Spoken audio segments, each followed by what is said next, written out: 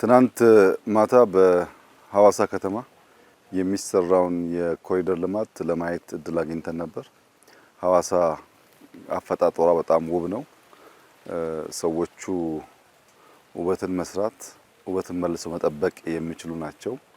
ሐዋሳ ላይ ያየነው አስደማሚ ውበት ተጠናክሮ ከቀጠለ እና ከሰፋ ምን ያክል የቱሪስት መስህብ መሆን እንደሚችል የሚያመላክት ነው። በሐዋሳ ከተማ አዲሱ ከንቲባ ከከተማው ነዋሪዎች ጋር በመተባበር የክልሉ መንግስት አጠቃላይ በሚያደርገው ድጋፍ ከተማዋን መልሶ አስውቦ መስራት ተግባር በጣም ተስፋ ሰጪ ጅማሮ አይተናል። በሐዋሳ ኢንዱስትሪያል ፓርክ እየተመረቱ ያሉ የሶላር ምርቶች በሚቀጥለው ዓመት ከግማሽ ቢሊዮን ዶላር በላይ ከሐዋሳ ኢንዱስትሪያል ፓርክ ብቻ ኤክስፖርት እናደርጋለን። ኢንዱስትሪው ከተማው እያደገ መጥቶ የሰርቪስ ኢንዱስትሪውን በሚስብበት ሰዓት በተለይ ከአዲስ አበባ እስከ ሐዋሳ ያለው ሃይዌይ በዚህ ዓመት እየተጠናቀቀ ስለሆነ ከሚቀጥለው ዓመት ጀምሮ ከሐዋሳ አዲስ አበባ ማክሲመም 2 ሰዓት በቶሎ ነው የሚወስደው። ያን ተጉዘው ስራ ለመስራት ለመዝናናት በእጅጉ የሚያግዝ ነው።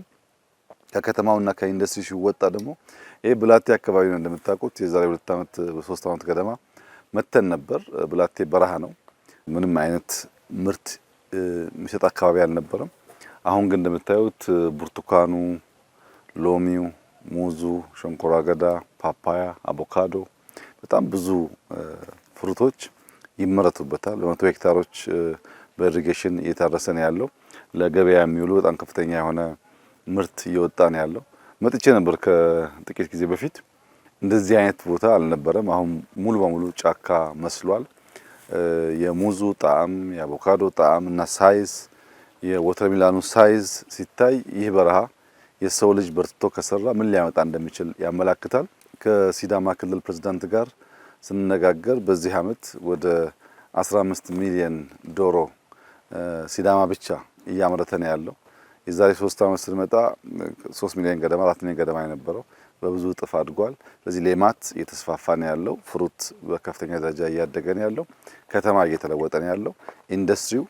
ኢንዱስትሪ ብቻ ሳይሆን ኤክስፖርት ወደ ማድረግ እያደገ ነው ያለው። ይሄ ሁሉ ሲደመር ኢትዮጵያን ከነበረችበት የልመና የታሪክ ደህንነት አስቀርተን ብልጽግናን ለማረጋገጥ ያን ደግሞ የሚጠብቁ ተቋማት ለመገንባት ቅድም እንዳየነው የኤሊት ፎርሱ በጣም አስደማሚ ብቃት አሳይቷል። ተቋም እንገነባለን። እርሻችን በብርታት በብዙ ጥረት እናዘምናለን፣ እንሰራለን። ከተማዎቻችንን ኢንሃንስ እናደርጋለን።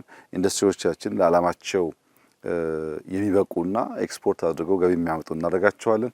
በዚህ ሁሉ ትስስር ውስጥ ባጠረ ጊዜ የኢትዮጵያን ብልጽግና ለማረጋገጥ የሚያግዝ ይሆናል። እንግዲህ አሁን በሁሉም መስክ አስተማማኝ ጅማሮዎች አሉ።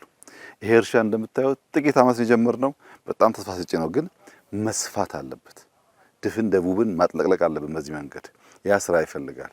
ሐዋሳ ከተማ ያየነው ብርሃን በጣም ደስ ይላል፣ ግን ሙሉ ሐዋሳን ወደዛ መቀየር አለብን። ኢንዱስትሪው ኤክስፖርት በማድረግ በተለይ በሶላር ሴል ኤክስፖርት ወደ 3 ኩባንያዎች ናቸው ሐዋሳ ላይ እየሰሩ ያሉት። ያ በጣም ጅማሮ ነው። ማስፋትና ኤክስፖርታችን ማደግ አለበት። በኢንፍራስትራክቸር ሐዋሳን ከአዲስ አበባ የሚያገናኘው ሃይዌይ መንገድ አልቆ ፍሩት የሚመላለስበት፣ ቱሪስት የሚመላለስበት፣ የኢንዱስትሪ ጉድስ የሚመላለሱበት፣ ብዙ ሀብት የሚንቀሳቀስበት መሆን አለበት። ከሐዋሳ እስከ ሞጆ ያለው ግራና ቀኝ እንደምታውቁት ለፍሩት ምቹ ነው፣ ለምርት ምቹ ከባቢ ነው። ወደ ምርት መቀየር አለበት። ግብርናችንም በእውቀት በትጋት ከሰራን፣ ኢንዱስትሪ በእውቀት ገበያ ተኮር አድርገን ከሰራን፣ ከተሞቻችንን ካዘመን፣ መሰረተ ልማት ከገነባን፣ እነሱን የሚጠብቅ ደግሞ ጠንካራ ተቋም አርሚ ከገነባን የኢትዮጵያ ኤግዚስተንስ ነጻ ሰላማዊ የመሆን አቅሟ እያደገ የሚሄድ ይሆናልና በሁሉም መስክ ነው መለፋት ያለበት። ዳይቨርሲፋይድ ያልንበት ዋናው ምክንያት በአንድ መስክ ያለ ሰክሰስ፣ በአንድ መስክ ያለ ውጤት ሁሉን ችግር አይፈታም።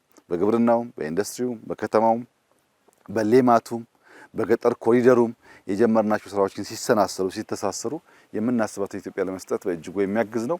ዛሬ ያየሁት ስራ በጣም ደስ ይላል። ይሄን የሰሩ የግሉ ሴክተር ሰዎች ሊመሰገኑ ይገባል። ማህበረሰቡ ይሄንን ጠብቆ አስፍቶ ኢትዮጵያን የምግብ ቅርጫት የማድረጉን ትልም ለማሳካት አሁንም ይበልጥ መረባረብ፣ መስራት፣ መልፋት አለብን እላለሁ። በጣም ደስ የሚል ጊዜ ያሳለፍኩት እጅግ አድርጌ አመሰግናለሁ።